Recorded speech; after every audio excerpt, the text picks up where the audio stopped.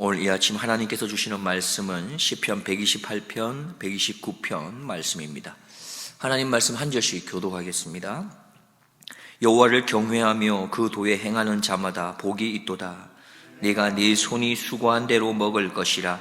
네가 복되고 형통하리로다. 내 집 내실에 있는 내 아내는 결실한 포도나무 같으며 내 상에 둘린 자식은 어린 감람나무 같으리로다. 여호와를 경외하는 자는 이같이 복을 얻으리로다. 여호와께서 시온에서 네게 복을 주실지어다. 너는 평생에 예루살렘의 복을 보며 내 자식의 자식을 볼지어다. 이스라엘에게 평강이 있을지로다. 이스라엘은 이제 말하기를 저희가 나의 소시부터 여러 번 나를 괴롭게 하였도다. 저희가 나의 소시부터 여러 번 나를 괴롭게 하였으나 나를 이기지 못하였도다. 박가는 자가 내 등에 가라 그 고랑을 길게 지었도다. 여호와께서는 의로우사 악인의 줄을 끊으셨도다. 무릇 시온을 미워하는 자는 수치를 당하여 물러갈지어다. 저희는 지붕의 풀과 같을지어다. 그것은 자라기 전에 마르는 것이라. 이런 것은 베는 자의 줌과 묶는 자의 품에 차지 아니하나니 지나가는 자도 여호와의 복이 너희에게 있을지어다 하거나 우리가 여호와의 이름으로 너희에게 축복한다 하지 아니하였느니라. 아멘. 오늘 우리가 살펴보는 시편 128편은 처음부터 끝까지 복과 형통에 관해서 이야기합니다. 사실 이 128편 이 시편의 저자가 누구인지는 알 수 없고요. 가족을 위한 시편으로 이렇게 알려지고 있습니다. 1절을 보면 여호와를 경외하며 그 도를 행하는 자마다 복이 있도다 했습니다. 이 1절 말씀은 시편 128편의 핵심의 말씀이 됩니다. 참된 복은 여호와를 경외함으로 얻을 수 있다. 하나님의 말씀의 도를 지킴으로 얻을 수 있다라고 선언합니다. 그렇습니다. 우리가 하나님을 열심으로 전심으로 경외하고 하나님의 그 말씀을 따라서 순종하기로 한다면 아마도 오늘 128편에서 말하고 있는 이 복과 형통이 바로 우리 가정에 임하게 될 것입니다. 2절에 보면 네가 네 손이 수고한 대로 먹을 것이라 네가 복되고 형통하리로다 했습니다. 이 2절 말씀은 1절 말씀과 이어서 생각해야 하는데요. 하나님을 경외하는 자에게 하는 말씀입니다. 그저 내 힘으로, 내 열심으로 수고하는 자들이 아니라 하나님을 경외하는 자들에게 이렇게 말합니다. 너희가 너희 손으로 수고한 대로 너희가 먹을 것도 얻고 복을 얻고 형통하게 될 것이다. 또 계속해서 언급하고 계신 것이죠. 우리가 무엇을 하든 열심으로 수고하되 가장 우선해야 될 것을 또 말하는 것입니다. 가장 무게의 중심을 두어야 할 것을 말씀하시는 것이요. 바로 하나님을 경외하는 것이다 말합니다. 만약에 우리가 이 세상을 살아감에 있어서 이 세상에서 살아가는 생활에 너무 열심을 내므로 인해서 하나님 경외하는 것보다 세상의 일에 더 많은 비중을 두게 된다면, 그렇게 살아가게 된다면 그것은 어떻게 보면 하늘의 복을 놓치는 일이 되는 것이고 가장 불행한 일이 될 수도 있는 것입니다. 그렇습니다. 우리가 하나님의 말씀대로 이 세상에서 살아내는 것, 이것은 사실 그렇게 쉬운 것만은 아닐 것입니다. 그러나 우리가 전능하신 하나님의 이 말씀이 우리에게 하신 약속의 말씀임을 정말 확신하게 된다면 아마도 우리의 걸어가는 걸음 속에 경건의 훈련을 게으르게 하지는 않을 것입니다. 하나님을 경외하는 것, 하나님 말씀에 순종하기를 힘쓰는 것에 우리가 게으르지 아니할 것입니다. 계속해서 3절을 보면 내 집 내실에 있는 내 아내는 결실한 포도나무 같으며 내 상에 둘린 자식은 어린 감람나무 같으리로다 말씀합니다. 우리가 잘 알고 있듯이 중동은 물도 많이 부족하지요. 또 건조하기까지 합니다. 그래서 포도나무를 통해서 수분이라든지 자양분을 참 많이 이렇게 공급받고 이렇게 얻었습니다. 그래서 이 포도나무는 그들의 생활 속에서는 없어서는 안 될 만한 중요한 나무였던 겁니다. 시인은 이 같은 특징을 생각하면서 이 포도나무를 아내에 빗대어서 오늘 본문에서 소개하고 있는 것이지요. 여호와를 경외하는 자의 아내는 포도나무처럼 모든 사람에게 그렇게 귀하게 여김을 받게 될 것이다 말한 것입니다. 그리고 계속 이어서 자녀에 대해서 이야기합니다. 자식은 어린 감람나무 같을 거다 말씀하고 있습니다. 장성한 감람나무로부터 이렇게 새롭게 나온 정말로 든든한 새싹과 같은 그런 활기 있는 이런 새로운 가지를 어린 감람나무라고 말할 수 있습니다. 다시 말해서 여호와를 경외하는 자의 자식은 어떻다는 것입니까? 하나님의 축복 가운데 정말로 든든하게 건강하게 튼실하게 무럭무럭 성장해 갈 거다 약속하는 말씀입니다. 다시 한번 우리는 기억해야 합니다. 아내가 잘 되고 또 자녀들이 잘 될 수 있는 복은 다른 데 있지 아니하고 오늘 하나님께서 네가 하나님을 경외하면서 살고 있느냐, 하나님의 도를 지키는데 최선을 다하고 있느냐, 그렇다면 이 모든 것이 너에게 임할 그런 복이다 약속하시고 계십니다. 계속해서 5절 이하 6절 말씀입니다. 여호와께서 시온에서 내게 복을 주실지어다. 너는 평생에 예루살렘의 복을 보며 내 자식의 자식을 볼지어다. 이스라엘에게 평강이 있을지로다 했습니다. 건축 일을 하신 분이 계신지 모르겠습니다. 건축사에게 있어서의 관심은 온통 주변에 우뚝우뚝 서 있는 건물이 될 것입니다. 어떤 건물에 들어가더라도 이게 어떻게 지어졌는지 눈여겨 살펴보는 게 그냥 그의 삶이 되어 있을 겁니다. 이발을 하고 미용을 하는 사람은 어떨까요? 거리를 지나갈 때마다 무엇이 제일 먼저 눈에 들어오겠습니까? 많은 사람들의 헤어스타일이 눈에 들어올 겁니다. 아, 이쪽이 조금 덜 깎였구나. 여기는 조금 더 말아줘야 되는구나. 이런 관심이 자연스러운 것입니다. 구두수선공에게는 어디가 제일 눈에 들어오겠습니까? 사람들의 발일 것입니다. 신발인 것이죠. 그렇다면 그리스도인에게 있어서의 관심은 무엇일까요? 그리스도인에게 있어서의 관심은 무엇이 되어야겠습니까? 웨스트민스터 소요리 문답의 첫 번째 질문이 이렇게 시작됩니다. 사람의 제1되는 목적이 무엇인가? 그리고 그에 따른 답이 이렇게 됩니다. 사람의 제1되는 목적은 하나님을 영화롭게 하는 것과 영원토록 그를 즐거워하는 것입니다. 그리스도인에게 관심은 하나님을 영화롭게 하고 그분을 즐거워하는 것이어야 하는 것이죠. 그렇다면 우리는 언제 어떠한 장소에서 그렇게 하나님을 영화롭게 하고 하나님으로 즐거워하는 그런 장소가 되겠습니까? 바로 교회가 가장 적합한 장소이고 예배하며 경배하는 그 시간이 하나님을 영화롭게 하고 하나님을 가장 즐거워할 수 있는 그런 장소이며 시간일 것입니다.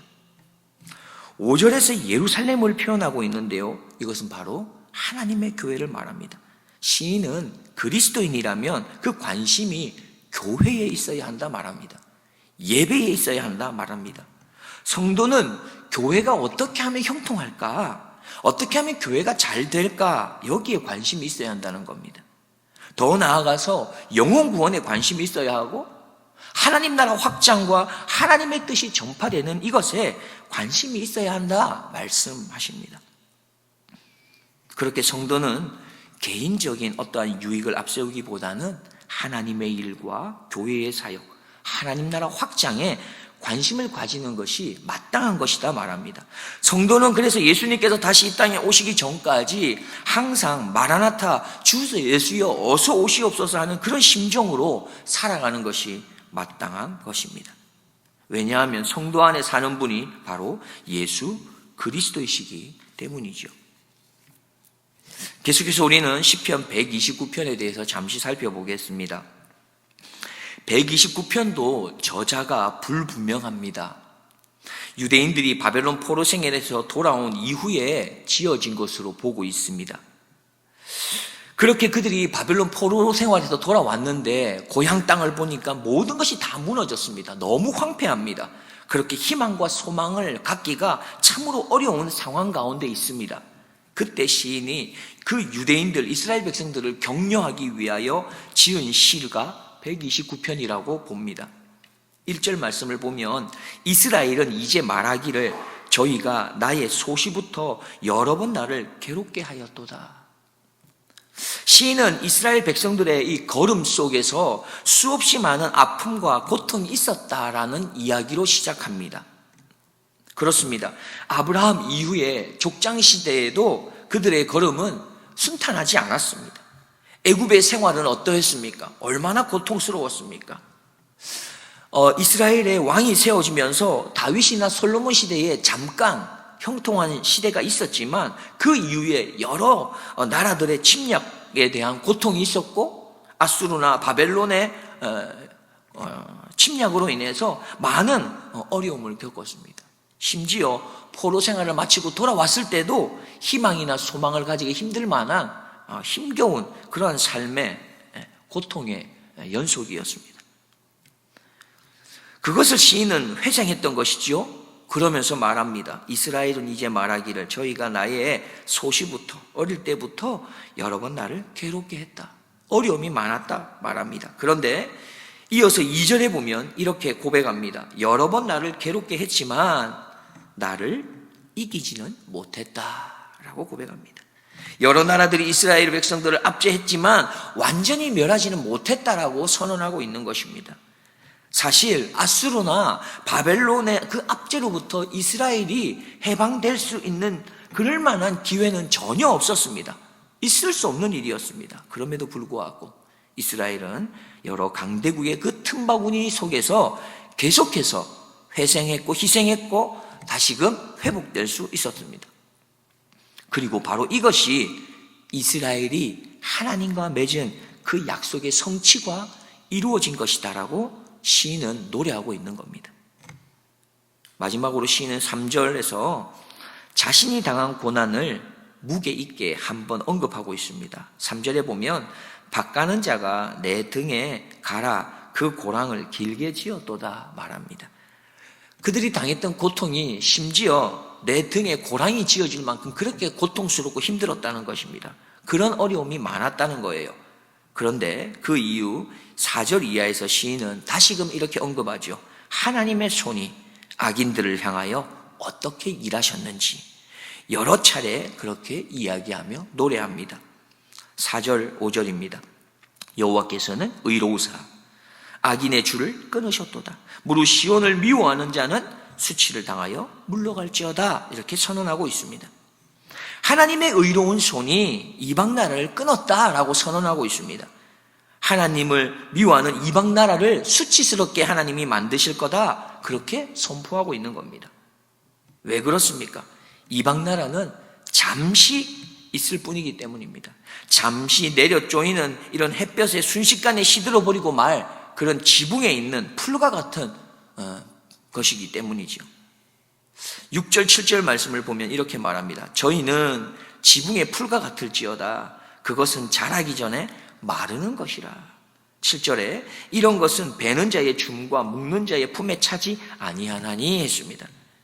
지붕의 풀은 어떤 것입니까? 그냥 가만히 둬도 됩니다. 베어낼 필요도 없습니다. 순식간에 말라 없어질 것이기 때문입니다. 그걸 굳이 거둬들일 사람이 아무도 없는 것입니다. 하찮은 거라는 것이죠. 우리는 기억해야 합니다. 우리 앞에 원수가 아무리 번성하고 또 왕성하다 해도 그들은 지붕에 자라고 있는 풀에 불과하다는 것입니다.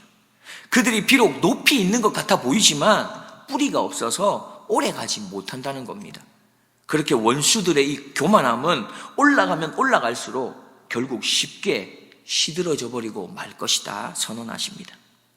말씀의 결론을 맺겠습니다. 시인은 말합니다. 여호와를 경외함으로 또 하나님의 도를 행하는 자가 그런 가정, 그 안에 그의 자녀, 그의 모든 삶에 하나님께서 복을 주실 것이고 또한 하나님을 찬양하게 될 것이다 말씀합니다.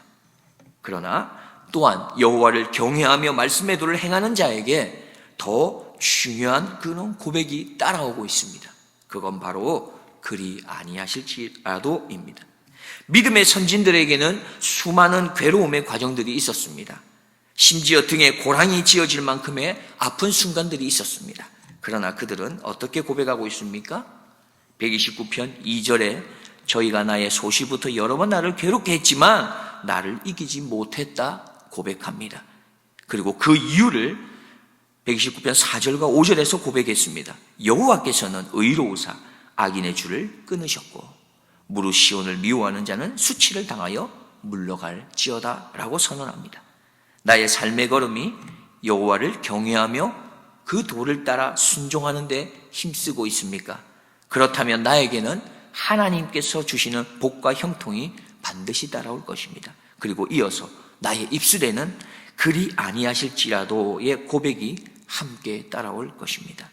하박국 3장 17절과 18절입니다. 비록 무화과 나무가 무성하지 못하며 포도나무에 열매가 없으며 감람나무에 소출이 없으며 밭에 식물이 없으며 우리의 양이 없으며 외양간에 소가 없을지라도 나는 여호와를 인하여 즐거워하며 나의 구원의 하나님을 인하여 기뻐하리로다. 기도하겠습니다. 하나님, 오늘 하루 새로운 기회를 우리에게 주시고 새 생명을 우리에게 선물로 주시니 감사드립니다. 오늘 하루 다시금 결단하며 하루를 시작하기를 소원합니다. 여호와 하나님을 경외함으로 말씀의 도를 감사와 기쁨으로 순종하게 하옵소서. 혹 나를 괴롭게 하는 일이 번번이 찾아온다 하여도 약속의 말씀을 앞장 세우고 나를 이기게 하시는 하나님의 이름 예수 그리스도의 이름을 앞장 세우고 믿음으로 담대히 걸어가게 하옵소서. 나보다 나를 더 잘 아시는 나의 구주 예수 그리스도의 이름으로 기도드리옵나이다. 아멘.